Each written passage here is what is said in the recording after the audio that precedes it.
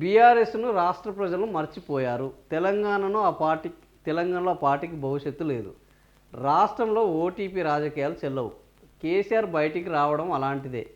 కాంగ్రెస్కు ప్రత్యామ్నాయం మా పార్టీయే. బీజేపీ కార్యకర్తలను వేధించడానికే విద్వేషపూరిత ప్రసంగం బిల్లు.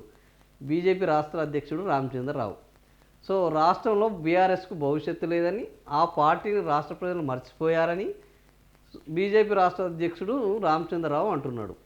రాష్ట్రంలో కాంగ్రెస్కు ప్రత్యామ్నాయం బీజేపీ మాత్రమేనట. ఇది ఇంకా నాకు తెలిసి 2025 చివరి జోకు. ఏంది, కాంగ్రెస్కు బీజేపీ ప్రత్యామ్నాయం. మొన్న డిపాజిట్ కూడా దిక్కులేదు. మొన్న సచ్చిచేడి సర్పంచులు వాళ్ళంతలో వాళ్ళే, వీళ్ళు పిలుపునిచ్చింది లేదు, సహకారం ఇచ్చింది లేదు, ప్రచారం చేసింది లేదు. పంచాయతీ ఎన్నికల్లో సచ్చిచేడి బీజేపీ వాళ్ళు పోటీ చేసి వాళ్ళ అభ్యర్థిత్వం మీద వాళ్ళు గెలిస్తే మేము గెలిచామని వీళ్ళు సంబరాలు చేసుకుంటూ మళ్ళీ ప్రత్యామ్నాయం ఏంది, 12,000లో వీళ్ళకి 1000 కూడా రాలేదు. దానికి మళ్ళీ కాంగ్రెస్కు ప్రత్యామ్నాయం బీజేపీ ఎక్కడ, తెలంగాణలో. ఇంక ఇంతకంటే పెద్ద జోక్ ఏమైనా ఉంటుందా? తెలంగాణలో వన్ టైం పాలిటిక్స్ చెల్లబోవని స్పష్టం చేశారు. కేసీఆర్ చేసేటి వన్ టైం పాలిటిక్స్ అని రామచంద్రరావు కొత్త నిర్వచనం ఇస్తున్నారు.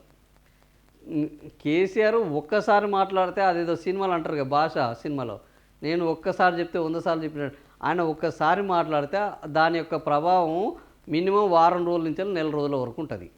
మీరు రోజుకు 3 సార్లు మాట్లాడినా కూడా దాని ప్రభావం 3 గంటలు కూడా ఉండదు. ఏదో అధ్యక్షుడు కావడం వల్ల మీరు మాట్లాడుతున్నారో అది ప్రచారం వస్తుంది, కానీ నిజంగా మీరు మాట్లాడితే దాని ప్రభావం ఎంతవరకు ఉంటుంది? బీజేపీలో ఎవరు మాట్లాడితే దాని ప్రభావం ఎంతవరకు ఉంటుంది? ఇవి వన్ టైం పాలిటిక్సా లేకపోతే హ్యాపెనింగ్ పాలిటిక్సా అనేది మనకు అర్థమవుతుంది. బీఆర్ఎస్ అధినేత మాజీ సీఎం కేసీఆర్ను ఉద్దేశించి విమర్శనాస్త్రాలు సంధించారు. నెలల తరబడి ఫామ్ హౌస్లో ఉండిపోయిన కేసీఆర్ ఇప్పుడు బయటికి రావడం వన్ టైము పాలిటిక్స్ అట.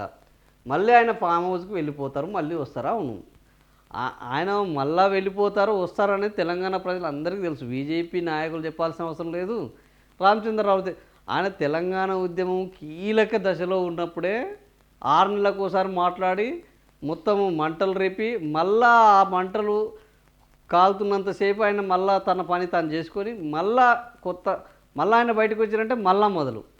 నిన్న ఏం చేశారు, జనరల్గా ఒక నాయకుడు ప్రెస్ మీట్ పెడితే ప్రెస్ మీట్ మొదలైనాక ఎవరైనా మనం ఛానళ్ళలో లైవ్ తీసుకోవడం మొదలు పెడతారు.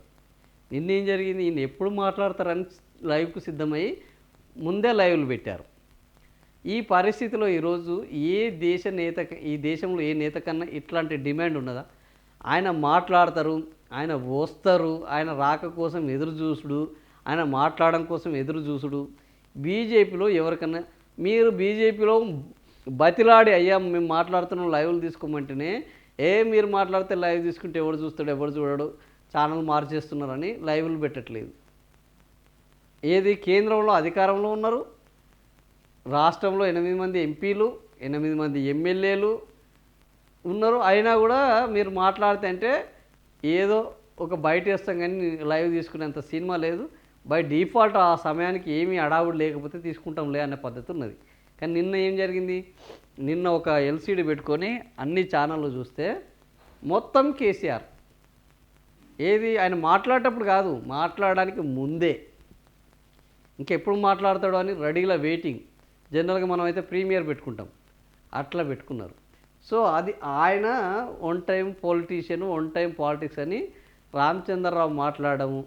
నిజంగా రామచంద్రరావు కేసీఆర్ గురించి మాట్లాడితే ఇక్కడ ఏం జరుగుతుంది, రామచంద్రరావు యొక్క లెవెల్ పెరుగుతుంది తప్ప కేసీఆర్ లెవెల్ ఏమైనా తగ్గుతుందా? కేసీఆర్ని మాట్లాడే స్థాయిలో ఇప్పుడు కేసీఆర్కు ఆల్రెడీ ఆయన నరేంద్ర మోడీతోటి అమిత్ షా లెవెల్లో మాట్లాడుతుంటే నిన్న బీజేపీ గురించి మాట్లాడాడు. ఏది, తెలంగాణ బీజేపీ గురించి కాదు, కేంద్ర బీజేపీ గురించి. అసలు ఆయన తెలంగాణ బీజేపీని గుర్తించడం లేదు. తెలంగాణ బీజేపీ గురించి ఒక్క మాట కూడా మాట్లాడలేదు. కేంద్రంలో ఉన్న బీజేపీ మనకు మొదటి నుంచి వెళ్ళి ఇట్లా కేంద్రం శనిలా తయారైంది. బీజేపీ మొదటి నుంచి వెళ్ళి తెలంగాణకు శనిలా తయారైందని అన్నాడు. ఎక్కడ, కేంద్రంలో.